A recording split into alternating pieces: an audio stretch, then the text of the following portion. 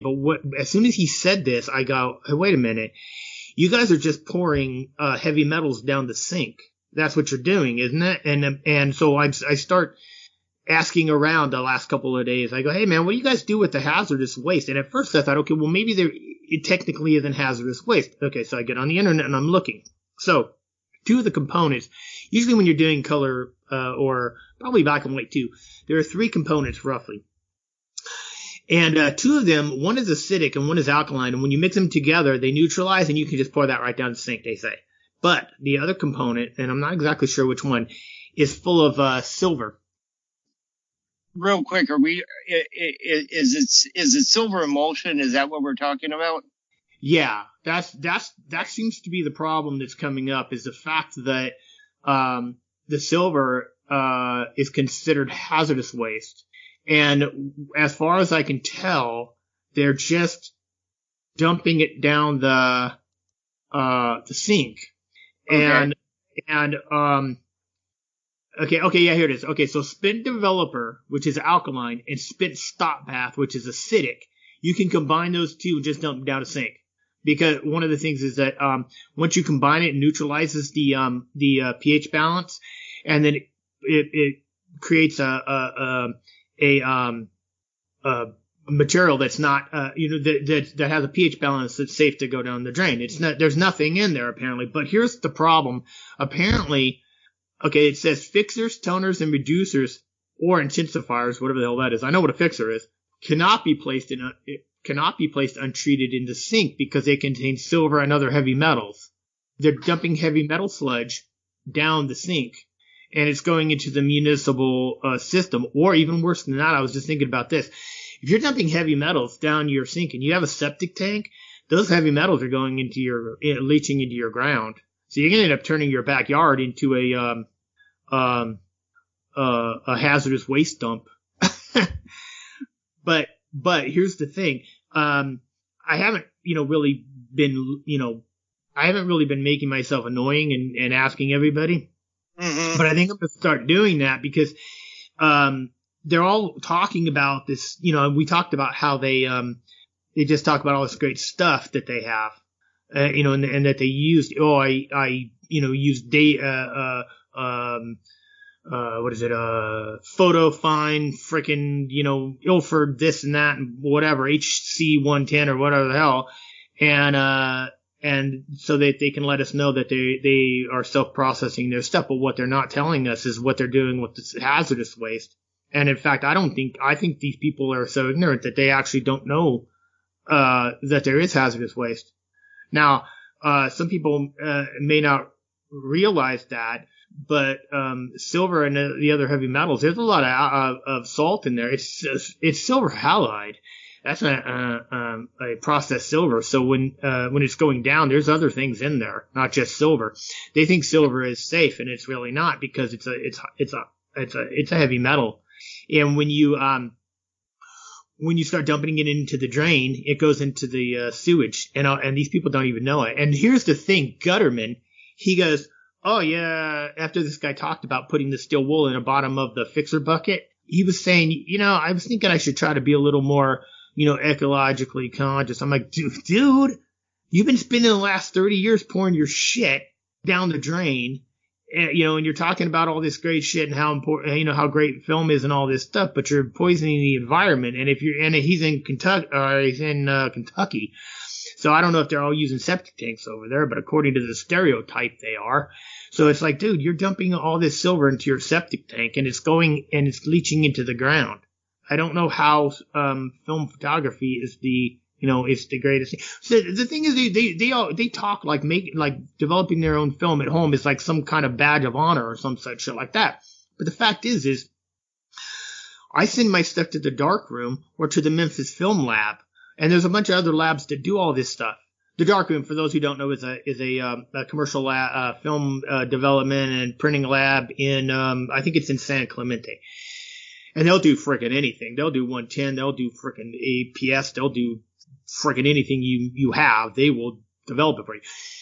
So I send it there, and they're going, well, it only costs me this amount of this amount per roll, and it costs you that amount. And it's like, okay, yeah, but the thing is I'm not dumping hazardous waste into my sewage system. Because you're saving $5, you're poisoning the environment. So who's right? Who's right? Who's wrong? I don't know. But I'll tell you what, when I start asking you, and I'm going to start doing that, immediately, when I start asking you what you're doing with your hazardous waste and you start blowing me off, guess what? I'm going to expose it, just like I exposed the film freezer. So when you think that you're the shit, guess what? I'm going to shoot you down. Okay. Now, I got just a little bit to say about this. Mm-hmm. This is going to be one of those things you understand. It's going to get you kicked out of certain communities, right? I know it is. I know. It is. Okay, I'm going to be nice about it. Well, what I do is I go. The problem is, Mike, you actually come to them with well-researched questions, and they don't look at it as you being nice about it. They look at it like, how dare you question me? I know. Well, what I try to do is I try to be all. Yeah, it's the price I pay, I guess. I try to be all nice, and I ask it in a questioning, like, hey, yeah, I'm developing film in my house, or I'm planning on doing it, but I'm wondering what I'm supposed to do with the hazardous waste. And then, I don't know what hazardous waste. Well, the silver out of the fixer. Is that hazardous waste? Yeah, dude, you've been pouring that crap down the drain. Okay, here's the thing. I'm going to tell you this story too, which has nothing to do with photography. It has to do with guitar and harmonica, but the example is kind of the same.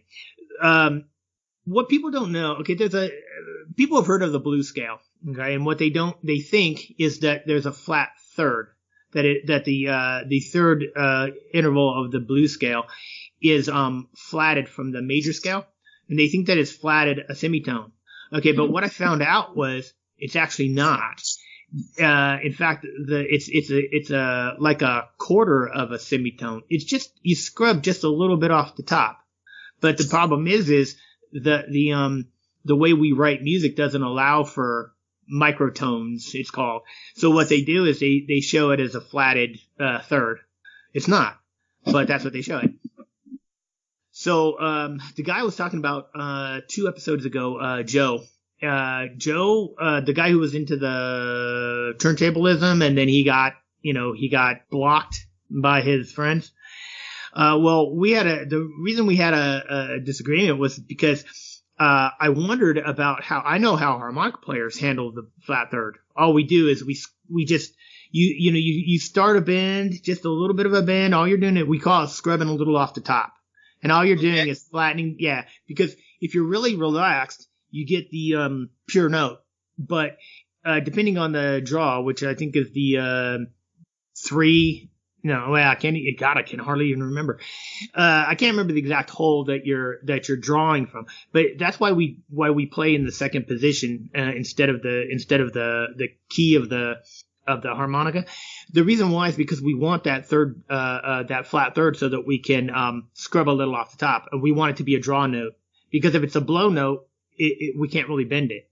So we want that interval needs to be a draw, and it needs to be a draw that we can actually bend. So for the flat third, it's actually called a blue third, it's called a blue third. For a blue third, what we do, we just scrub a little bit off the top, and that's it. Now guitar players, of course, the way they sound their notes is a little bit different. So so I was asking this guy, and at the time he was the only guitarist that I was really talking to, and so I asked him, I go, hey man, how do you handle a blue third? Because I know how we're doing it, how harmonica players are doing it, but I'm wondering how guitarists are doing it. Well, I found out what they're doing is they're fretting the flat third, and then they're squeezing really hard, and they're trying to push that string all the way down to the fretboard. And when you do that, instead of getting the pure flatted third, it sharpens it, and it brings it up to the blue note. So when you're hitting the third interval of the blues scale, you squeeze really hard, and we know that when we first started playing guitar and bass and whatever, that if you grip it too hard, you'll sharpen that note. So what happens is you play the flat third, but you really squeeze it down and it sharpens that flat third into what is actually a blue third. So I asked this guy that.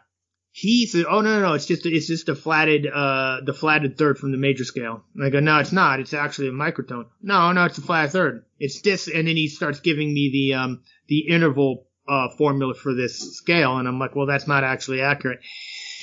And then he started getting kind of pissy. All right, and so I found out later, because this was actually in a thread, not a private message.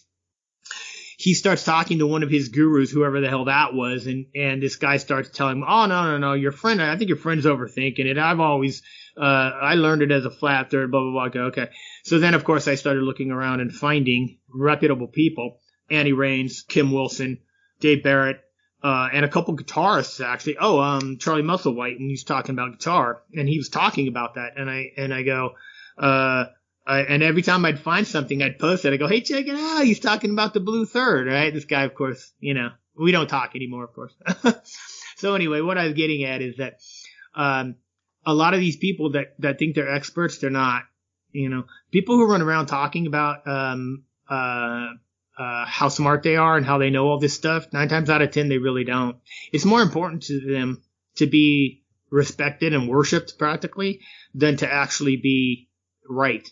And so there's this guy, he just died. I don't speak ill of the dead, but he just died of cancer a year or so ago. And he was like that. And people, the guy was a fine technical guitarist, but he was nothing, special. I don't want to say special because that's not even correct. He wasn't groundbreaking. He wasn't George Lynch. He wasn't, Steve Vai. He wasn't, Joe Satriani. He wasn't, B.B. King. He wasn't that way. But he knew his thing. I wouldn't take that from him at all. It's like Annie Leibovitz, like we were talking about Annie Leibovitz. Technically, absolutely proficient, not one issue. Pushing the limits, no. So, that's how he was. His name was, I won't use his name because he is dead and I don't want to be doing that. But, he got a lot of respect in this area, and I don't actually know why. And he did that. He would get on Facebook and he would make these odd comments, which basically was talking about how cool he was. Like, he would get on it, and for no reason he'd go, "Oh, you're not gonna believe it. I have to learn 70 songs in 2 weeks." I'm like, okay, well, then why are you on Facebook talking to me? You got to learn 70 songs in 2 weeks, dude. You better get to it. And then I think I'd actually told him, I go, "Dude, you're not going to learn 70 songs in 2 weeks. It's not possible." Because I broke down the math. It's like, dude, you planning on sleeping and eating, taking a dump? Because I don't see how you're going to be doing that if you're working 70 songs in 2 weeks. It's not possible. I don't know. So anyway, I tend to get kicked off, and then so I just come back like a couple months later. They don't even remember. I had one of the things that's funny is when they kick you off and they don't even bother to tell you, and you're like, "Oh God, my feelings are so hurt. I'm crying right now." The thing. Okay, I remember. This was funny. And this is another time when I got kicked off. I just seriously got kicked off. There was this, for a long time I was into tarot cards. So I was studying that for a while. And I got on this, but here's the thing. If you get on a Facebook tarot card group, they're all women. All of them. And which is okay, except that they don't like men. And so, and they tend to be British. I don't know why. But I guess British people got nothing better to do than read tarot cards and stuff. So there was this lady who thought that she was the tarot card master, and she was talking about this one particular card, and I disagreed with her, and she got really pissy. And she goes, "Mike, do you have anything constructive to say?" And of course, that was the wrong thing to say to me. I go, "Actually, I do." God, that was funny. So I started going off, right?